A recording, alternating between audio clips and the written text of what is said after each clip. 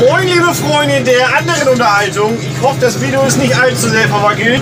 Ich bin der Auftragskiller aus dem Süden von Hamburg, dem Herz des Nordens, mit einer wundervollen Neuigkeit. Und zwar werde ich bei mir auf dem Kanal ein neues Format erstellen. Und zwar ist es das 9mm Airsoft TV Magazin. Ja, wundert euch nicht, ich bin mal wieder schwer am Malochen, wie ihr seht. Die Scheibenecke muss laufen. Ja, wie gesagt, neues Format bei mir. Ich versuche das einmal im Monat irgendwie online zu bringen.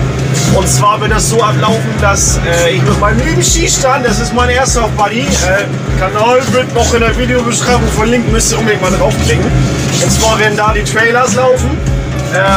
Und bei mir kommt dann der Hauptfilm in Anführungsstrichen. Also wie gesagt, einmal im Monat soll das stattfinden. Ob das jetzt passieren wird, kann ich nicht hundertprozentig versprechen. Aber ich denke mal, irgendwie machen wir das schon. Wie gesagt, ich muss halt nur gucken, wie die Zeit das zulässt, wie mein lieber Schießstand das schafft. Und ich, ja, in diesem Sinne, schaut euch das Video an, genießt den Trailer.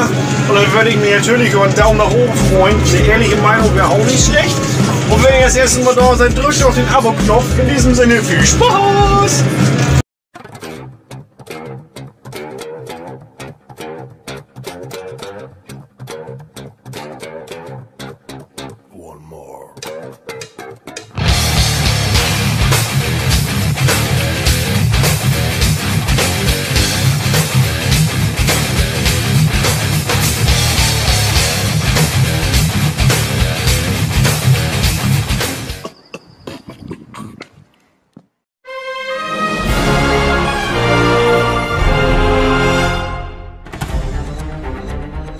Ich befinde mich hier schon auf dem Schlachtfeld.